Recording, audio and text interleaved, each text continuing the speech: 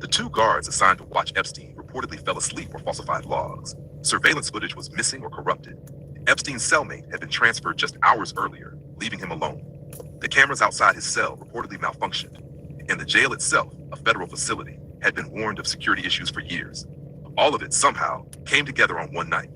But this wasn't just about negligence. This was about what Epstein represented. His death came just one day after nearly 2,000 pages of court documents were unsealed, naming dozens of high-profile individuals allegedly linked to his crimes. Among them were politicians, royalty, elite financiers, and former cabinet officials. If Epstein went to trial, if he talked, what would he reveal? Who had something to lose? For many, the timing was too perfect, too clean. The death of Jeffrey Epstein wasn't seen as an isolated event. It was seen as a silencing, a message. And in that moment, a theory that had been circulating in the shadows became something larger. It became a cultural rallying cry. The phrase Epstein didn't kill himself wasn't a conspiracy theory. It was a punchline, a protest, and a suspicion all rolled into one. But behind the memes, the hashtags, and the headlines, there were very real questions. Who had access to Epstein in prison? Why was he taken off suicide watch? Why were the cameras not working that night? And why did so many powerful people breathe a little easier after he died? Tonight, we examine the suspicious death of Jeffrey Epstein. We won't tell you what to believe.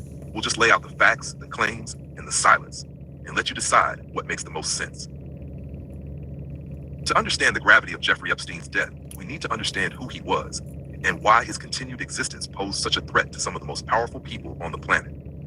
Epstein was no ordinary millionaire. He was a financier with murky origins, a convicted sex offender, and the central figure in a vast web of allegations involving underage trafficking, sexual abuse, and blackmail. His rise began in the 1980s. Little is known about how he built his wealth. He worked briefly at Bear Stearns before founding his own financial management firm, one that reportedly only served clients with a net worth of over $1 billion. And yet, to this day, no one can say with certainty what services Epstein offered or how exactly he accumulated his fortune. There were no public portfolios, no investor lists, and few verifiable business deals. What was visible, however, was his proximity to the elite. Epstein's social circle included former President Bill Clinton, Prince Andrew of the British royal family, tech magnates, actors, models, and scientists. He hosted exclusive dinners at his Manhattan townhouse. He flew guests to his private Caribbean island, Little St. James, on his now infamous private jet, dubbed the Lolita Express. And for years, these connections were a footnote to his public persona, a wealthy, eccentric playboy with a mysterious past. That changed in 2005, when police in Palm Beach, Florida, began investigating Epstein after reports surfaced that he had been sexually abusing underage girls. Dozens of potential victims were identified. Despite this, in 2008, he struck an extraordinary plea deal with federal prosecutors. He served just 13 months in Florida County Jail, allowed out on work release for most of each day. The deal granted immunity to any potential co-conspirators, a phrase that would later fuel enormous outrage. That sweetheart deal was brokered in secret, later revealed to have been concealed from victims, likely in violation of federal law. The man who approved the deal, Alexander Acosta, would go on to become Secretary of Labor under President Trump, before resigning amid public backlash once Epstein was rearrested in 2019. When Epstein was taken into custody a second time, everything changed. This time, the charges were federal, and the scope was wider. Authorities seized hundreds of photos from his New York mansion, along with alleged evidence of trafficking networks that spanned multiple countries.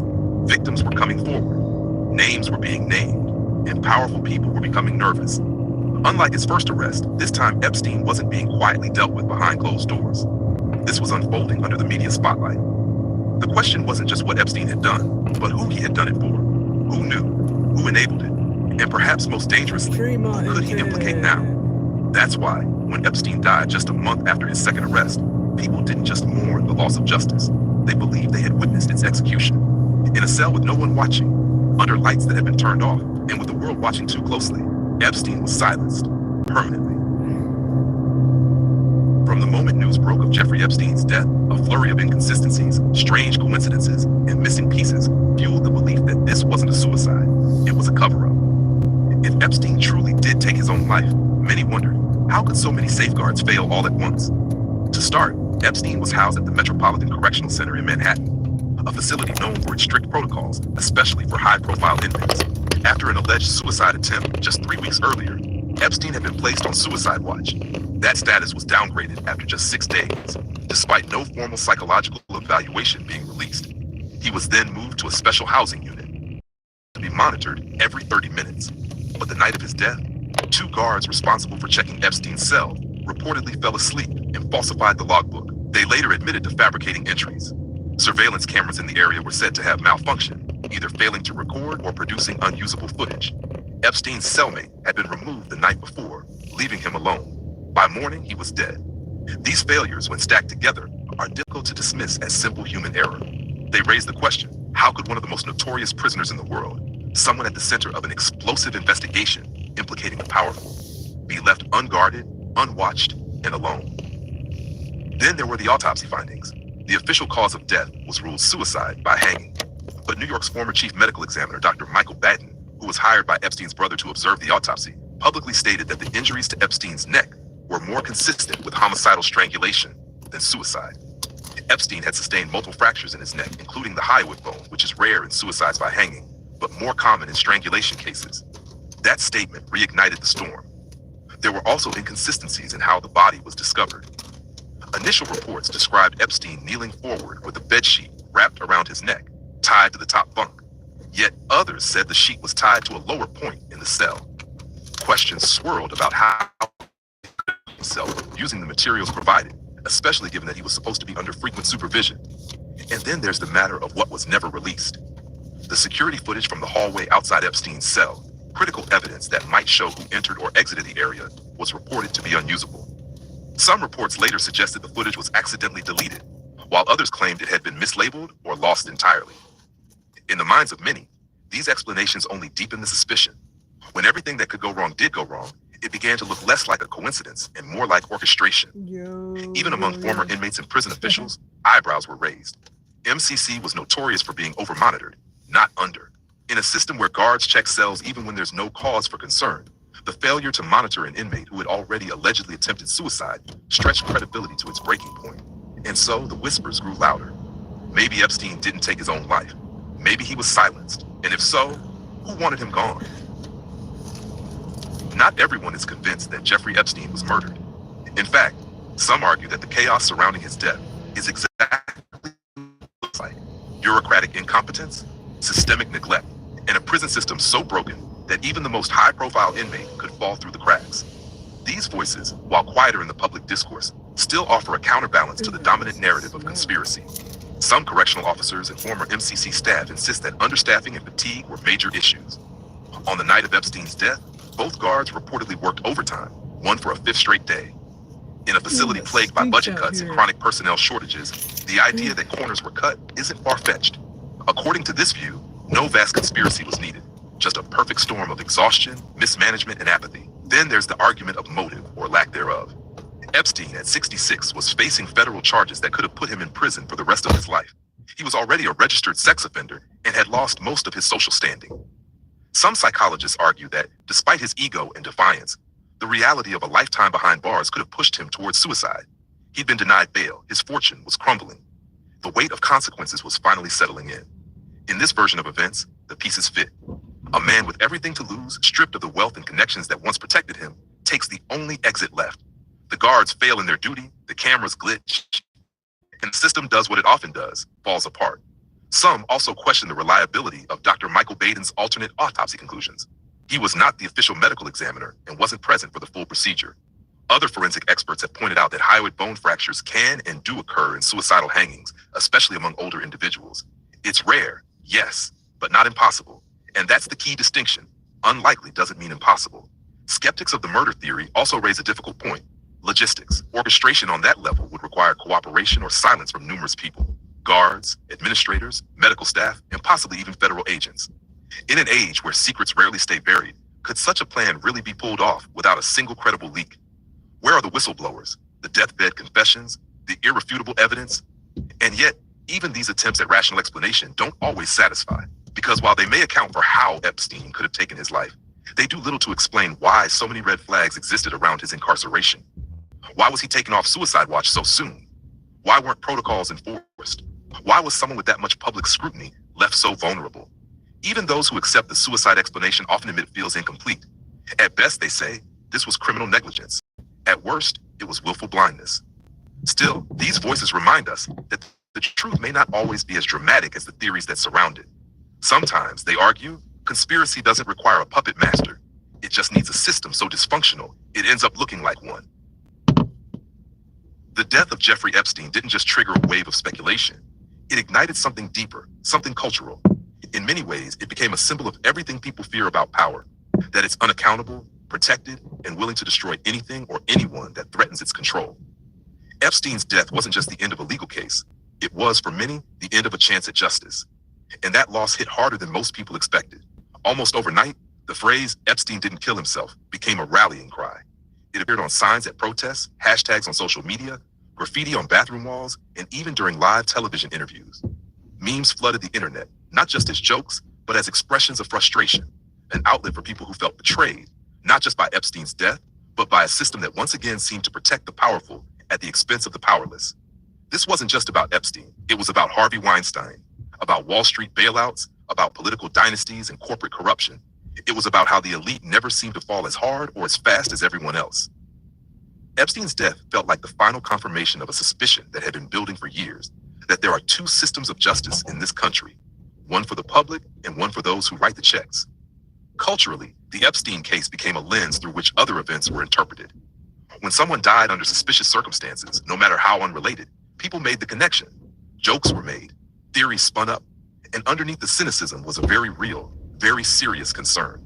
If someone like Epstein, with so much dirt on so many powerful people, could vanish from the legal process, then what hope was there for the truth? Even mainstream media struggled with the implications.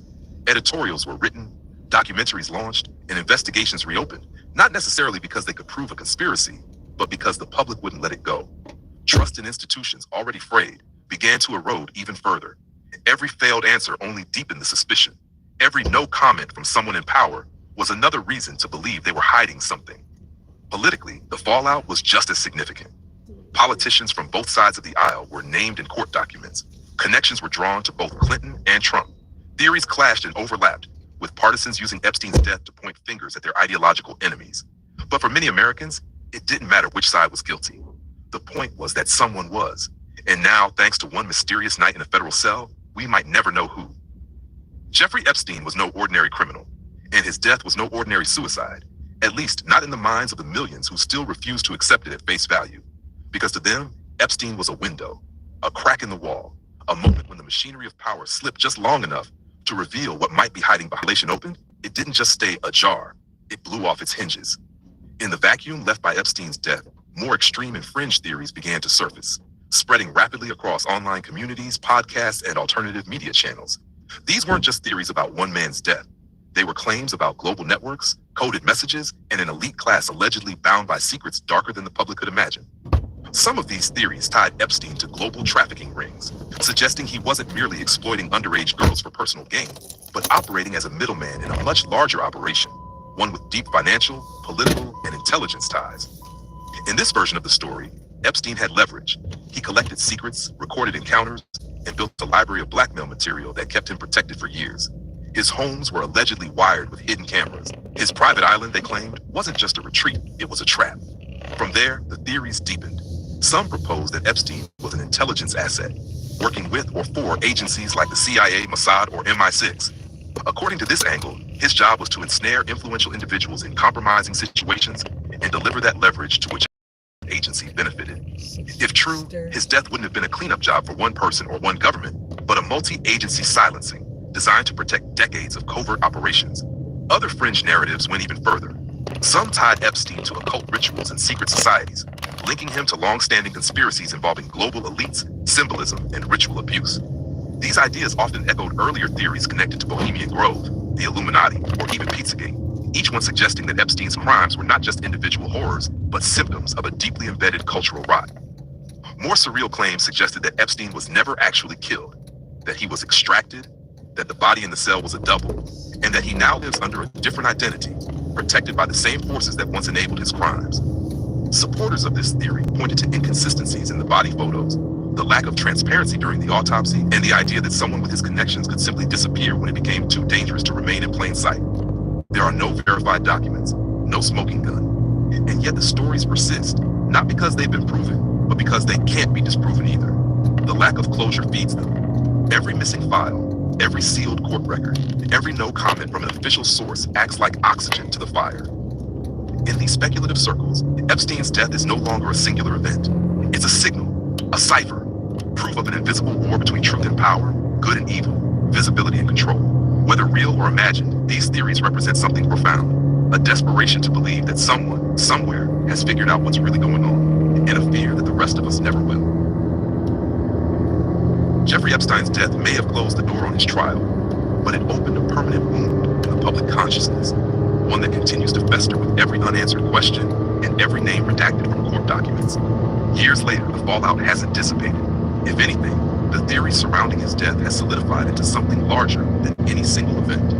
It's a belief system now, a lens through which people interpret power, secrecy, and justice in the modern world. The public didn't just lose a man on August 10, 2019. They lost the chance at watching a reckoning unfold. Epstein's trial had the potential to expose some of the most protected individuals on the planet. It was a rare moment where powerful names, faces we see in headlines and on TV, were suddenly vulnerable. The hope was that the trial would peel back the curtain. Instead, his death slammed it shut.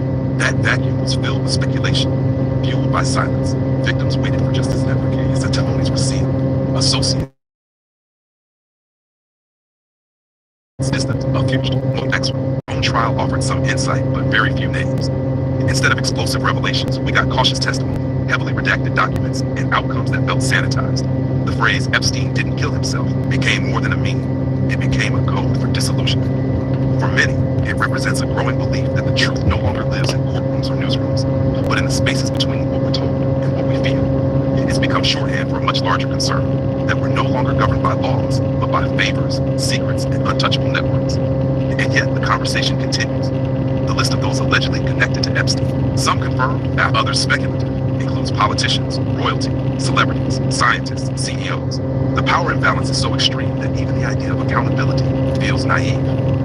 This isn't just about Epstein anymore. It's about every scandal that vanished too quickly, every investigation that stalled for no clear reason, every powerful figure who walked away untouched while others were buried. People keep returning to the Epstein case not because they expect closure, but because it offers a blueprint, a glimpse of how things might really work behind closed doors. It confirms in the minds of many that the world is not only unfair, it is engineered to stay that way. The names we'll likely never hear, the testimonies never made public, the photos, the tapes, the flight logs with lines blacked out, all of it becomes part of a story with no ending, just layers. Every new leak and rumor, every no comment adds another thread to a web that no one can fully map. So we keep asking, we keep theorizing, we keep watching, because if what happened to Epstein wasn't a conspiracy, then the reality may be even harder to face. As we close tonight's episode, one thing remains undeniable. The death of Jeffrey Epstein didn't just end a criminal case, it shattered public faith in the systems meant to protect truth, justice, and accountability. Whether you believe he was murdered, took his own life, or something even stranger, the result is the same. A man with ties to some of the world's most powerful people died in federal custody under conditions so suspicious they sparked a global firestorm of doubt. This story has become more than a conspiracy theory. It's a reflection of the era we live in, a time when trust in institutions is eroding, when powerful figures are rarely held accountable, and when silence feels more like strategy than coincidence. The facts are murky, the timelines don't add up, the people closest to the truth either vanished into the shadows or never spoke at all. What we're left with is a puzzle deliberately missing pieces, a case that refuses to rest, an open wound dressed up as a closed file. No amount of official statements or expert opinions has been able to erase the gut feeling shared by millions. Something about this doesn't make sense, and maybe that's the most haunting part of it all. Epstein's story isn't over. It lives on in court documents still sealed, in survivors still waiting to be heard, in names that still circulate online like whispers in the dark. It lives on in the cultural vocabulary, in the memes, the slogans, the offhand remarks that say more than they seem to. It lives on every time someone sees injustice and wonders, how deep does it really go? The truth, if it ever comes out, may be stranger than the theories, or it may be lost forever, buried in locked rooms and vanished hard drives. But as long as questions remain unanswered, the story won't end. It will evolve, echo, and resurface, because silence isn't the same as resolution. And in the case of Jeffrey Epstein, silence has become its own kind of statement. Thanks for listening to Conspiracy Theories Podcast. If you enjoyed today's episode, be sure to follow us wherever you listen to podcasts. And if you want to dive even deeper into the world of conspiracy theories, subscribe to Conspiracy Theories Podcast on Spotify. Thanks for your support. Subscribe now. Welcome to Conspiracy Theories Podcast. I'm your host, Noah Smith, and in today's episode, we're setting our sights on one of the most iconic and most questioned moments in human history, the Apollo 11 moon landing. Was it a triumph of human ingenuity, or an elaborate hoax staged on Earth to win the space race? For decades, whispers have grown into movements, and tonight, we're peeling back the layers of one of America's greatest achievements, or greatest illusions. Stay with us. In the years leading up to the Apollo 11 mission, the world was caught in the throes of a different kind of war, a cold war, a silent, simmering struggle between the United States and the Soviet Union, fought not on battlefields, but in the realms of ideology, technology, and prestige.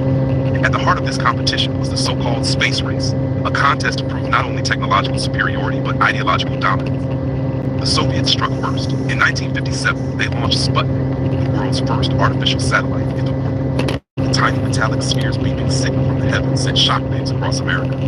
A year later, NASA was born out of a sense of urgency and national embarrassment. The Soviets continued their lead, sending the first man, Yuri Gagarin, into space in 1961. The United States, desperate to regain footing, responded with President John F. Kennedy's bold proclamation that before the decade was out, America would send a man to the moon and return him safely to Earth. This promise was more than a scientific goal. It was a political imperative. Success would signal American ingenuity, freedom, and power. Failure could mean losing global influence to a communist adversary. Billions of dollars were poured into the Apollo program. Thousands of scientists, engineers, and technicians dedicated their lives to turning Kennedy's vision into reality. But behind the scenes, cracks began to show. The technology was unproven, the risks enormous. Early Apollo missions faced devastating setbacks, including the tragic Apollo 1 fire that claimed the lives of 3 astronauts. Public support, while patriotic, was tempered by skepticism about the costs and dangers. Some began to question whether the United States could truly achieve what it promised. As the 1960s progressed, America was also a nation unraveling. The Vietnam War, the Civil Rights Movement, political assassinations, trust in government was eroding. In such an environment, the idea that the government might fabricate a moon landing for prestige, morale, or political advantage began to take root. Television became a new battlefield for perception. For the first time, millions of Americans watched events unfold live from their living rooms.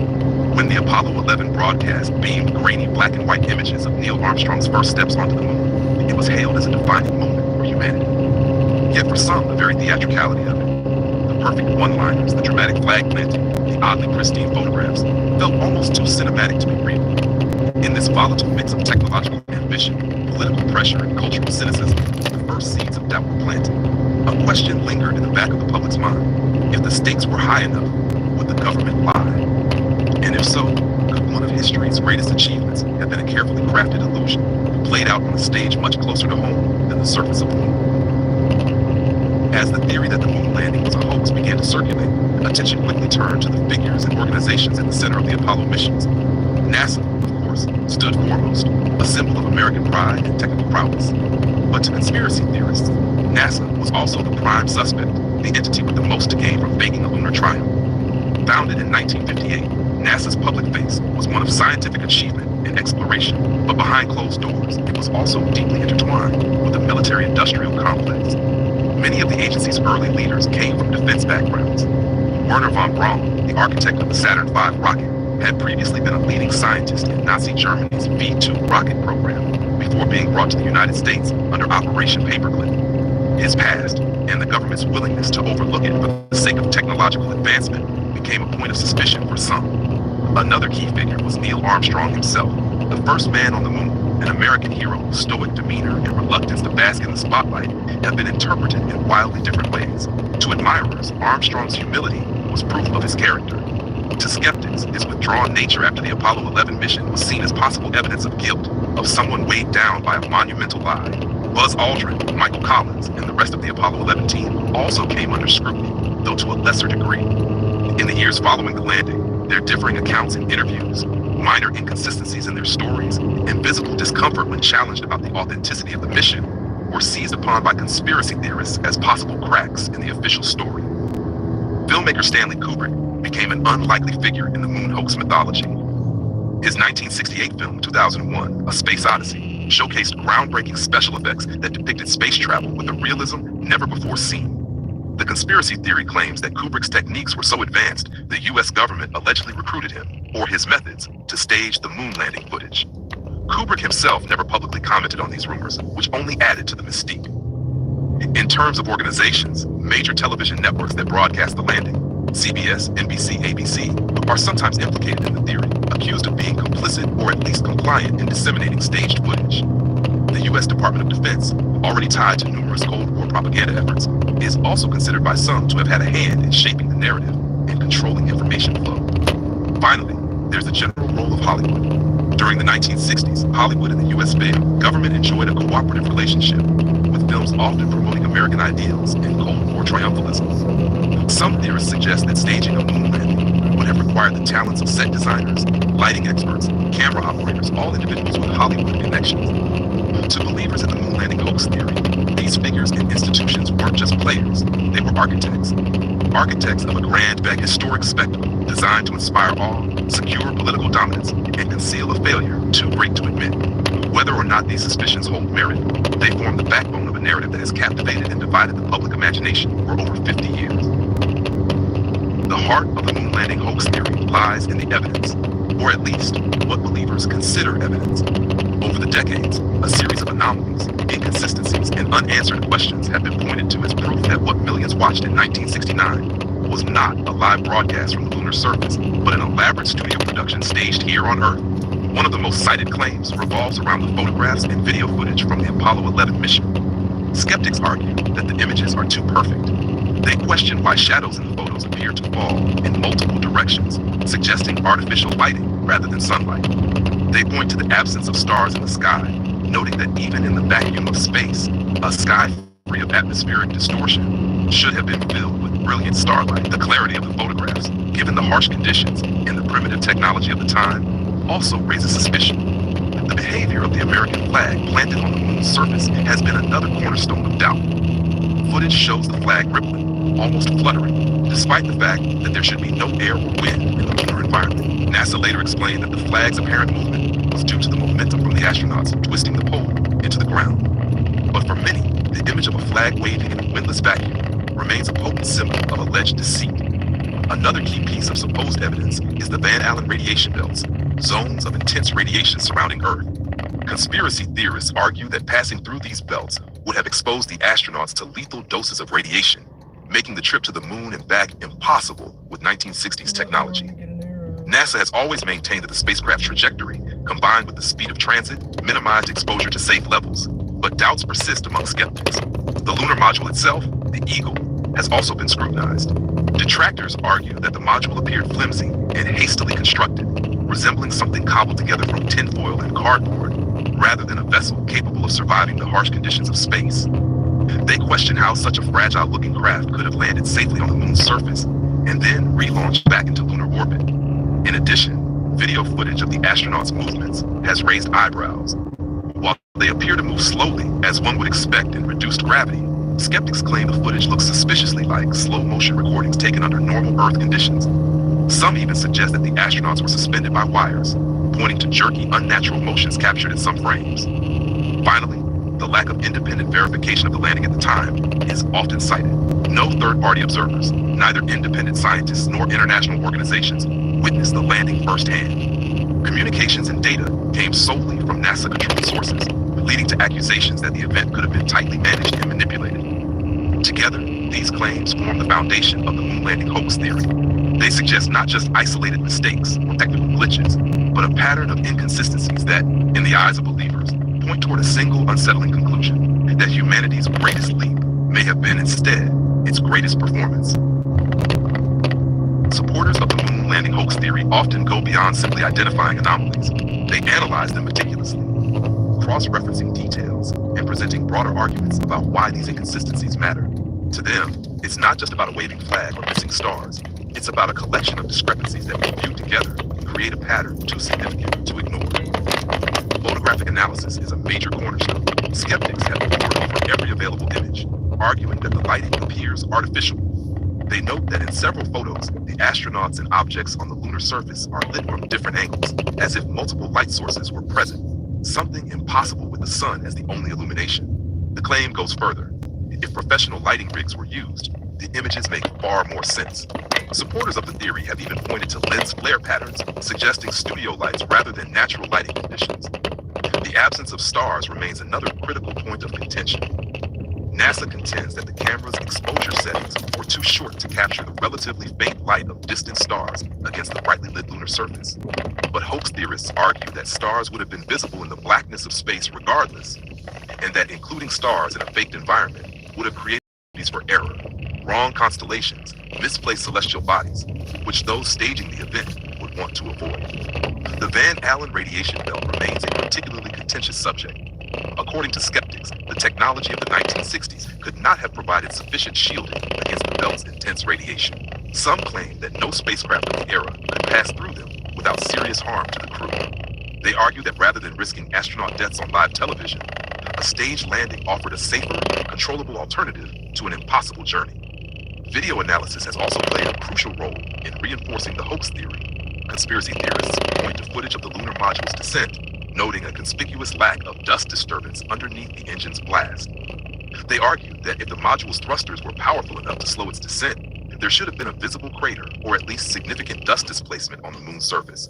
Instead, the ground appears largely undisturbed, an inconsistency that, they claim, suggests a staged scene. Further, some theorists point to the telemetry data that reportedly recorded the exact position and speed of the spacecraft during its mission. Much of this original data, NASA later admitted, was lost or erased during routine data management practices in the 1980s. To conspiracy theorists, the loss of this data isn't merely bureaucratic incompetence, it's a convenient erasure of key evidence. Even the astronauts' post-mission behavior is scrutinized. Conspiracy theorists often cite the famous Apollo 11 press conference, where Armstrong, Aldrin, and Collins appeared unusually subdued, almost melancholic, rather than triumphant. To believe This is where I'm gonna go, everybody. Jesus house.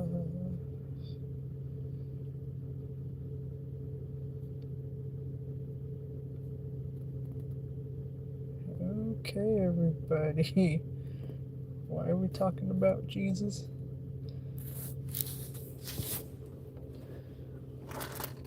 Let's see.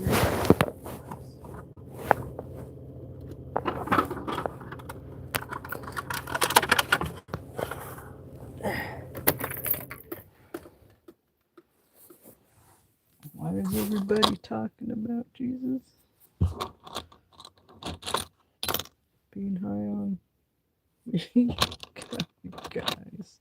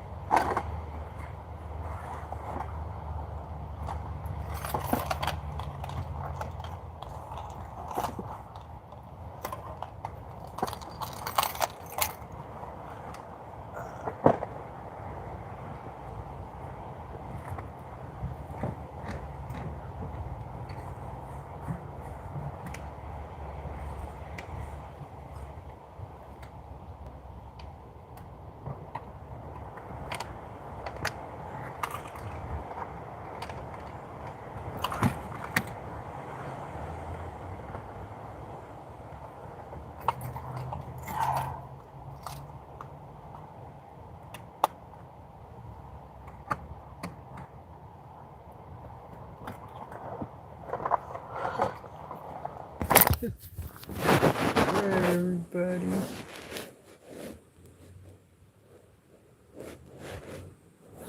Oh, sorry. Let's get ready to turn it off.